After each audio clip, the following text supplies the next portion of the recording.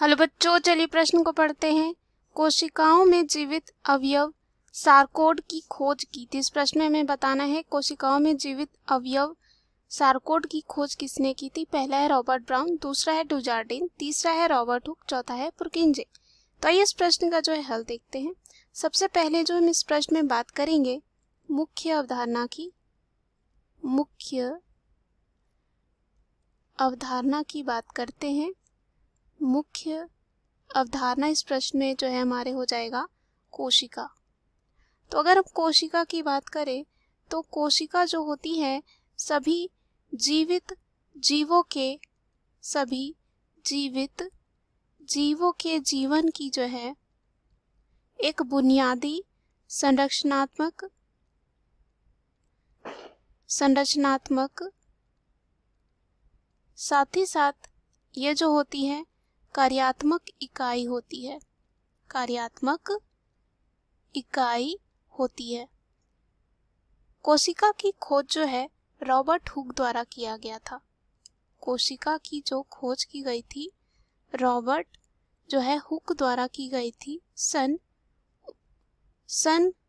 जो है 1665 में, और उन्होंने जो है कॉर्क में इसकी खोज की थी और ये जो है कहाँ मिलता है, पेड़ों की छाल में मिलता है, उसके द्वारा जो है किया था। तो इसे कह सकते हैं ये कॉर्क में जो है खोजा गया था। उसके बाद यहाँ पे अगर हम बात करें जो कोशिका होती है उसमें मुख्य रूप से पाया जाता है कोशिका झिल्ली होता है, कोशिका झिल्ली पाई जाती है। उसके बाद इसमें जो है पाया जाता है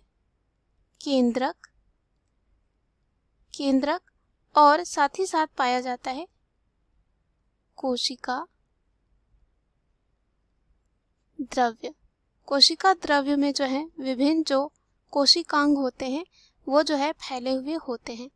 तो अगर हम यहाँ पे बात करें जो कोशिका झिल्ली, केंद्रक और कोशिका द्रव्य की, तो कोशिका झिल्ली के अंदर सबसे पहले जो है कोशिका झिल्ली होती है, बीच में होता है केंद्रक, और कोशिका झिल्ली और केंद्रक के बीच में पाया जाता है कोशिका द्रव्य।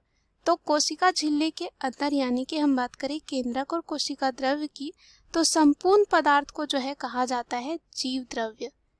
यानी कि हम कह सकते हैं केंद्रक और यहाँ पे कोशिका द्रव्य को मिलाकर कहा जाता है जीव द्रव्य। इसे कहा जाता है जीव द्रव्य, और ये जो है सभी कोशिकाओं में पाया जाता है।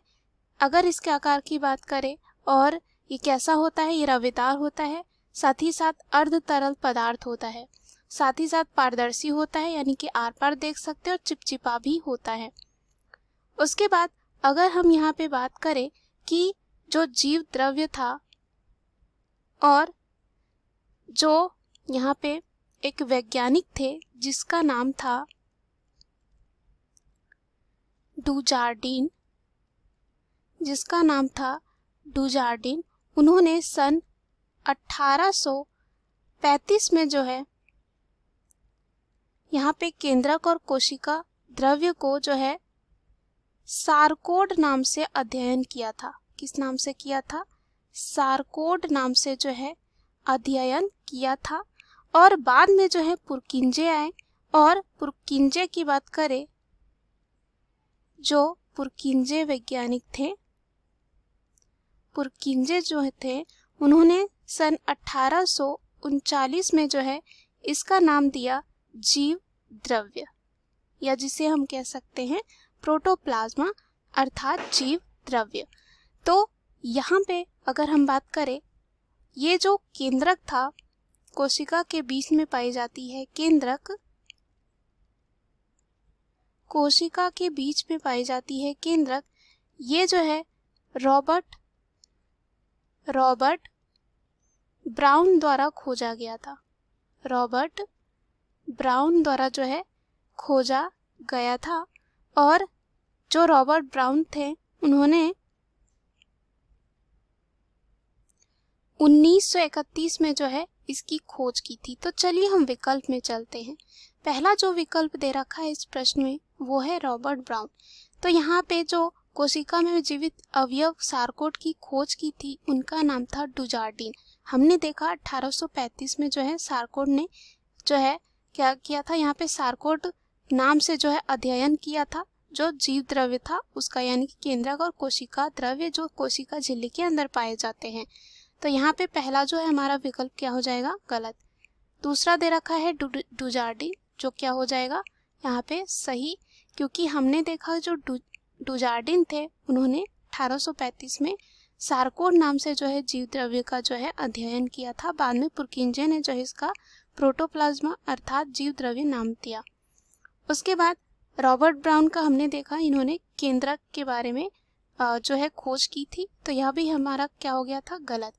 तीसरा दे रखा है रॉबर्ट हुक। रॉबर्ट हुक ने जो है कोशिका की खोज की थी कॉर्क नामक जो है, और ये कॉर्क कहाँ होता है, पेड़ की छाल में पाया जाता है, तो ये भी क्या हो जाता है यहाँ पे गलत।